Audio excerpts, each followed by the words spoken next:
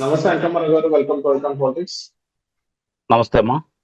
Sir, ఇప్పుడు జగన్మోహన్ రెడ్డి గారు మురళీ నాయక్ని ఎవరైతే మన జవాన్ ఎవరైతే మన ఆయన చనిపోవడం జరిగింది, ఏదైతే పహల్గామ్ అటాక్ దాని తర్వాత. సో ఆ, ఈ రోజు జగన్మోహన్ రెడ్డి గారు వాళ్ళ అమ్మ నాన్నని పరామర్శించడానికి వెళ్ళడం జరిగింది. సో దీనిపైన మీ స్పందన ఏంటి సార్? ముందుగా వీర జవాన్ మురళీ నాయక్ కి మనం శ్రద్ధాంజలి ఘటిద్దాం.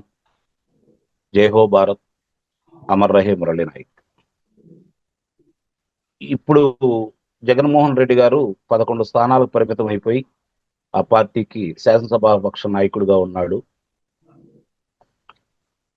వీర జవాన్ మరణం పొంది రావడం జరిగింది. వాళ్ళ భౌతిక కాయాన్ని కేంద్రం ఇక్కడ పంపించారు సైనికులు. రాష్ట్ర ప్రభుత్వ లాంఛనాలతోటి అంత్యక్రియలు కూడా నిర్వహించింది. వారికి వారి తండ్రి గారికి ప్రభుత్వ ఉద్యోగం ఇస్తుంది. అలాగే 3 సెంట్ల స్థలం, 300 గజాల స్థలం, మరి పొలం, మరి డబ్బులు కూడా 50 లక్షల రూపాయల డబ్బులు అని చెప్పి కూడా ప్రకటించడం కూడా జరిగింది.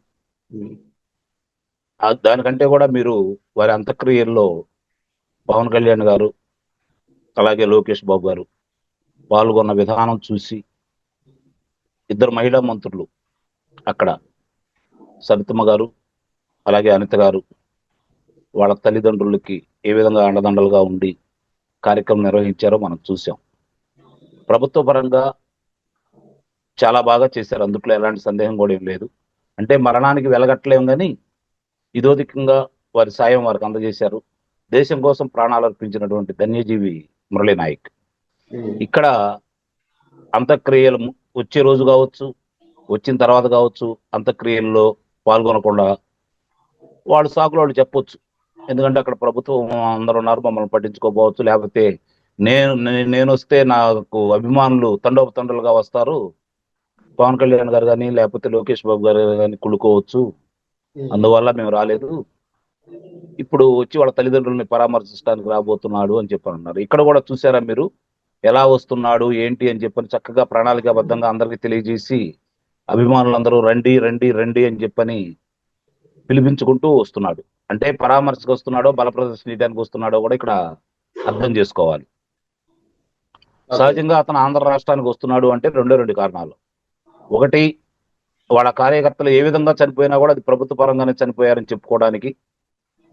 రెండు, ఈ మధ్య జరుగుతున్నటువంటి మద్యం కుంభకోణానికి సంబంధించి వేగంగా దాంట్లో సిట్టు వాళ్ళు చాలా వేగవంతంగా కార్యక్రమాలను నిర్వహిస్తూ ఒక్కొక్కళ్ళని అదుపులో తీసుకుంటూ చాలా విషయాలు చెప్పారు. ఇంకా 2 అడుగుల దూరంలోనే ఉన్నాడు జగన్మోహన్ రెడ్డి.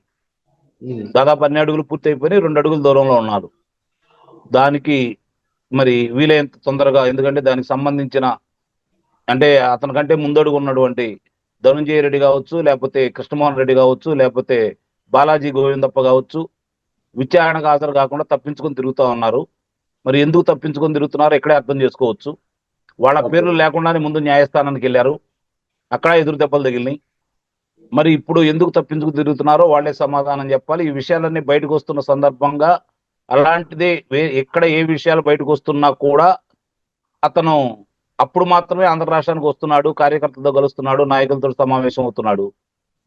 ఏదో నేను ఇక్కడ ఉంటున్నాను, ఏం పర్లేదు, మీరు పోరాడండి, ఏమవుతుంది, కారాగారంలో పెడతారు, 3 నెలల కంటే ఎక్కువ కూర్చోబెట్టలేరు కదా, బయటికి రండి, నేను 16 నెలలు కారాగారంలో కూర్చుంటే నేను ముఖ్యమంత్రి అయ్యాను, మీరు కూడా అలాంటివి చేసి పదవులు పొందండి అని చెప్పని అతను ఆయన స్థాయిలో చెబుతానే ఉన్నాడు. సో ఇప్పుడు ఈ మురళీ నాయక్ గారి యొక్క వాళ్ళ ఇంటికి వచ్చి వాళ్ళ తల్లిదండ్రులను పరామర్శించడం అనేది మనమేం కొట్టిపారేయకూడదు. కాకపోతే ఆలస్యమైందని మాత్రమే మాట్లాడుతున్నాం. ఇప్పటికైనా సరే వాళ్ళకి ఆ మంచి బుద్ధి ప్రసాదించినందుకు ఆ దేవుడి కృతజ్ఞతలు చెప్పుకోవాలా. ఎందుకంటే వీర జవానికి మరి అతను అంతిమ వీడ్కోలు ఇచ్చే సందర్భంలో వచ్చింటే బాగుండేది. కానీ ఇప్పుడు వస్తున్నారు అంటే వచ్చి ఏం మాట్లాడతారో కూడా చూసుకోవాలి. మనకు ప్రత్యేకం కొత్తగా ఏమి చేసేది ఏం లేదు. నేనైతే 2 కోట్లు ఇచ్చేవాడిని, 3 కోట్లు ఇచ్చేవాడిని, ఇంకా ఇవ్వాలి ఈ ప్రభుత్వం అని చెప్పనే మాట్లాడతారు. కావాలంటే చూడండి, మీరు రేపు మాట్లాడుకుందాం దాని గురించి. ఎట్టి పరిస్థితుల్లో కూడా ఆ విధంగానే ప్రకటిస్తారని అయితే మనం భావించాలి. సార్, కానీ నేను ఏదేమైనా రాకపోయినప్పటికీ రాప్తాడు మాజీ ఎమ్మెల్యే ఆయన వచ్చాడు కదా అని ఆయన చెప్పడం కూడా జరిగింది కదా సార్. రాప్తాడు మాజీ ఎమ్మెల్యే అక్కడ మురళీ నాయక్ సందర్శించి అది కూడా చెప్పొచ్చు కదా సార్.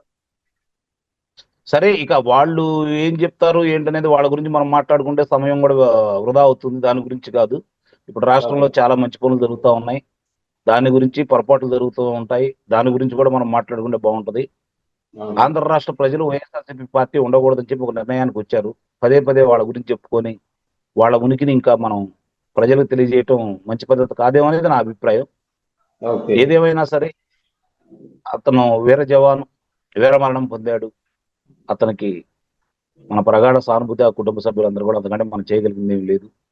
అవును. ఇప్పుడు వీరొచ్చి ఆయన ఆయన బాధ్యత ప్రకారం మాజీ ముఖ్యమంత్రిగా, ఒకనాడు ప్రతిపక్ష నేతగా, నేడు స్వపక్ష నేతగా అతను ఏం చేస్తాడు, ఏం మాట్లాడతాడు అనేది మాత్రం మనం కూడా గమనించుకోవాలి. కొత్తగా మాట్లాడతాడని నేనైతే భావించట్లేదు. కానీ ఇందాక నేను చెప్పినట్లు నేనైతే ఇంత ఇచ్చేవాడిని, ఇలా చేయాలి ప్రభుత్వం సరైన న్యాయం చేయలేదని మాత్రమే అంటాడని చెప్పి అయితే నేను భావిస్తున్నాను. దానికోసం ఓకే. బల ప్రదర్శనకు వస్తున్నారు. మరి అక్కడ ఏం జరిగిద్దో చూడాలా. నాకు Z+ సెక్యూరిటీ కావాలని చెప్పి న్యాయస్థానానికి వెళ్ళాడు. జామర్లు కావాలన్నాడు, బుల్లెట్ ప్రూఫ్ వాహనం కావాలన్నాడు. మరి గొంతెమ్మ కోరికలన్నీ కోరుతా ఉన్నాడు.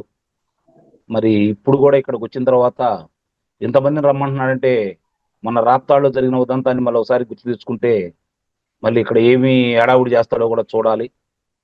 కాబట్టి అవును. ప్రభుత్వం జాగ్రత్తగా ఉండాలని చెప్పి అయితే నేను కోరుకుంటున్నాను. ఓకే. సో ప్రభుత్వం థ్యాంక్ యూ సార్. అతని అతని రక్షణ కూడా ప్రభుత్వానికి ముఖ్యమే.